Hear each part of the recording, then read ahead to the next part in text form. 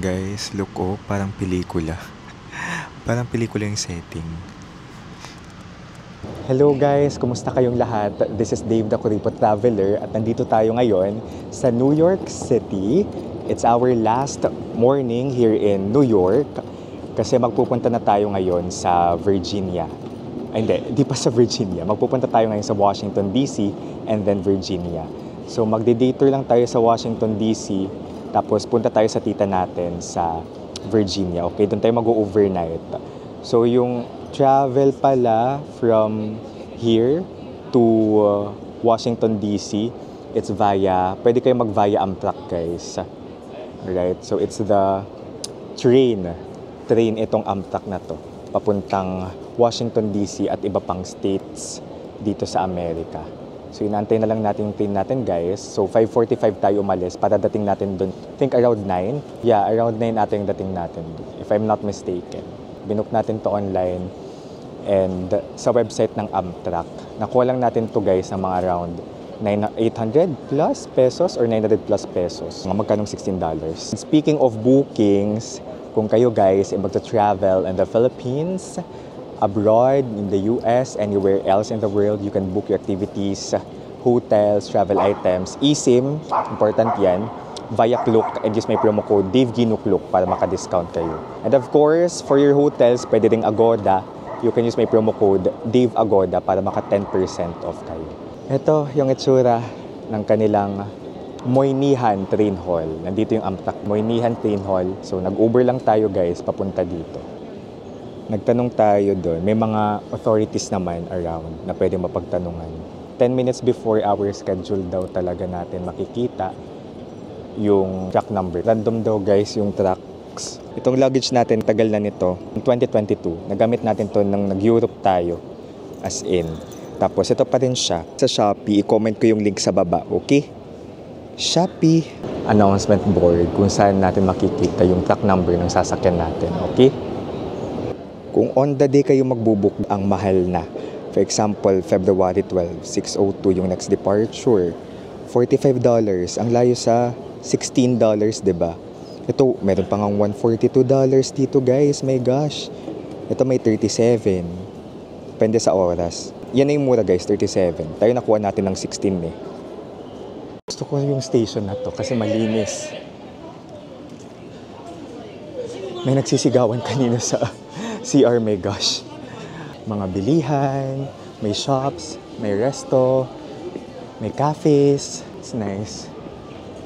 Pwedeng maleta sa 181 na train papuntang Washington. Pwede nang bumaba.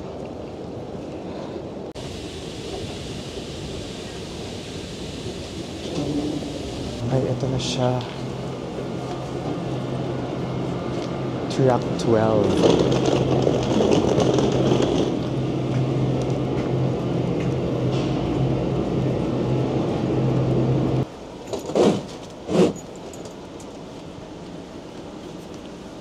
May lagayan din ang maleta sa taas, oh.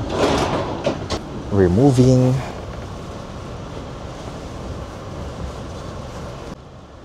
$5.48.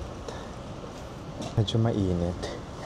Tatanggalin natin yung jacket. Yun lang, mainit sa loob. Okay lang hindi mag-jacket. Tanggalin nyo na lang like me. Hinubad na talaga natin guys, nakakaloka kasi mainit dito sa loob. I mean, sakto lang. Hindi siya yung pang layer-layer. Tapos may saksakan dito. May saksakan, pwede tayo mag-charge. Nakakatuwa. Kasi I think, pwedeng mag-recline. More than 3 hours pa lang yung biyahe guys. So 5:45, arrival ay 9:08 AM. Okay? Doon may restroom. Kung gusto nyo ng day tour talaga na hindi kayo ma-hassle, kung hindi nyo gustong mag-commute, may available sa Klook na tour. Pero nasa 9 to 10,000 siya. It's Washington DC. Iko-comment ko din sa baba, sa comment section yung link. DC Day Tour, okay? So 6:30 yung pick up nun. Kasama na yung bus. Tapos I think admission sa tours, you can check. Nandito na rin naman kayo sa US. Why not puntahan yung capital ng US, which is Washington DC, kung saan nandoon yung government seat. Ganon din yung naisip ko. Kasi yung tita ko, sinang Debbie, sa Virginia sila nakatira. Kapatid siya ng papa ko, eldest sibling ng papa ko. Tinanong niya ako kung mag-Virginia ako. So sabi ko, di ko lang po sure. Kasi nung time na yun, di ko alam kung may transportation bang maayos. But apparently, meron naman. Virginia tayo matutulog mamaya. Pero magtutour muna tayo sa Washington DC. Tapos my gosh, may storms warning pa today. So di ko sure, will we come through? Or charing.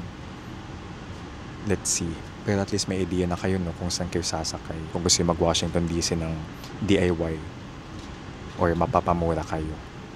Gusto ko talaga may saksakan dito kasi hindi na puno yung power bank natin kanina. Tapos yung iba nating gadget. Ayan. Saksakan is not a problem. Lagi kong sinasabi na tip, kung kayo ay nasa malamig na lugar, guys, mag-lip balm kayo kasi medyo nagka-crack na yung lips ko.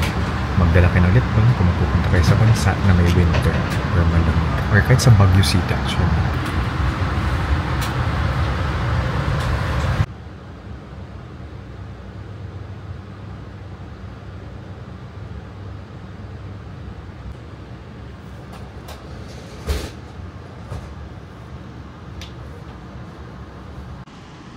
Guys, look, oh, parang pelikula. Parang pelikula yung setting. What if, kaya nyo ba malost dito? Parang nakakatakot, no? Mawala-wala dito.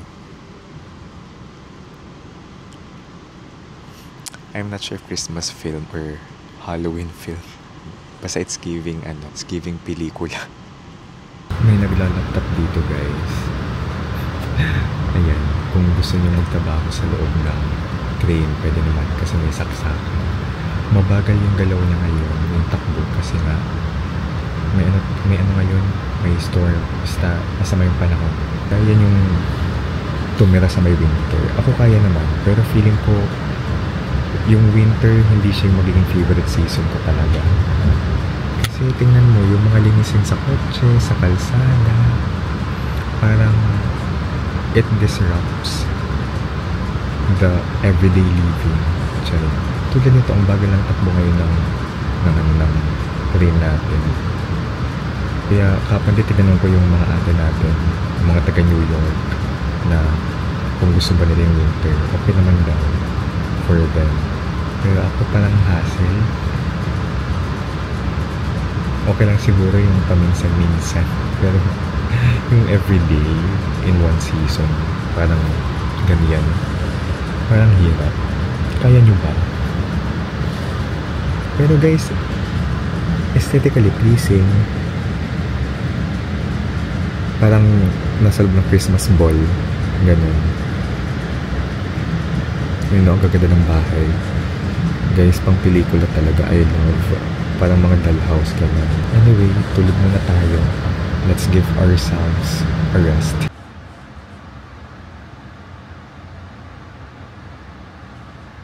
In fairness sa CR, guys, sa lavatory, malaki-laki siya, tas malinis.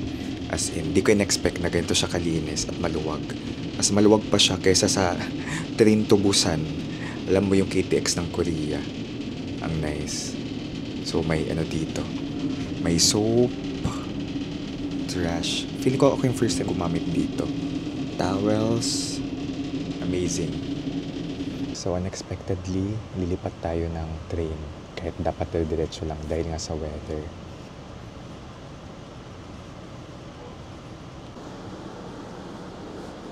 Here we go. Nakapila ng mga tao palabas. So, talagang bababa tayo, nakakaloka.